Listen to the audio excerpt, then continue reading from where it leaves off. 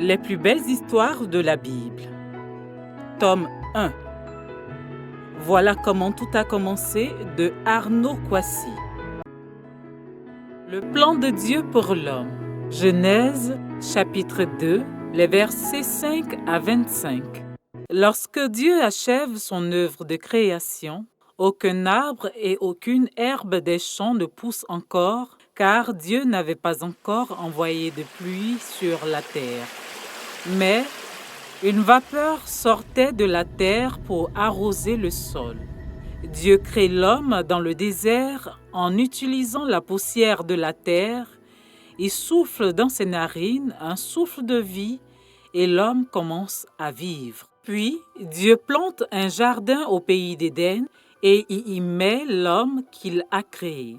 Dieu fait pousser des arbres de toute espèce dont les fruits sont agréables à voir et bons à manger, l'arbre de la vie au milieu du jardin et l'arbre de la connaissance du bien et du mal.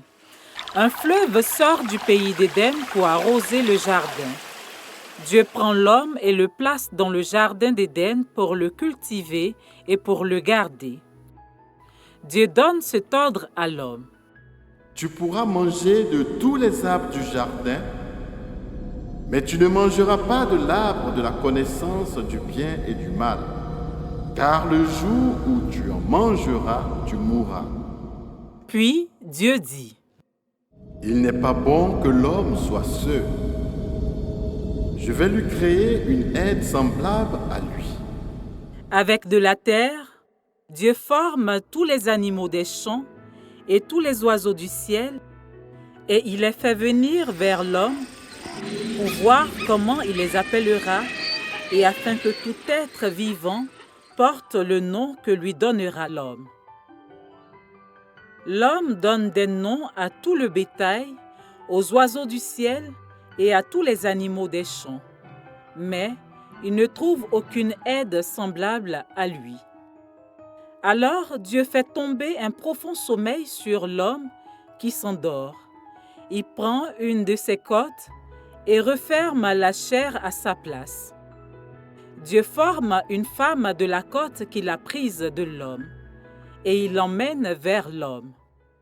Et l'homme dit, Voici cette fois celle qui est l'os de mes os et la chair de ma chair.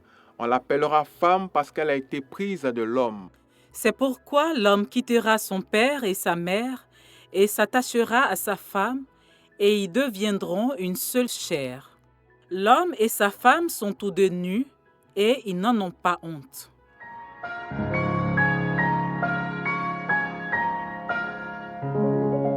À retenir. C'est Dieu qui nous maintient en vie par son souffle de vie. À l'image de Dieu, l'homme et la femme doivent continuer l'œuvre de création en se mariant. Ainsi, ils pourront avoir des enfants et leur donner une bonne éducation.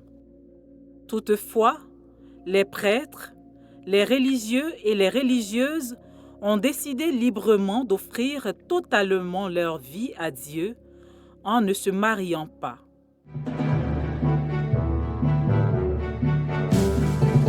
Veux-tu servir le Seigneur dans le mariage ou dans la vie religieuse, prêtre, frère ou sœur? Peut-on parler de mariage lorsque deux hommes ou deux femmes décident de s'unir? Verset important. C'est pourquoi l'homme quittera son père et sa mère et s'attachera à sa femme, et ils deviendront tous deux un seul être. Genèse chapitre 2, verset 24.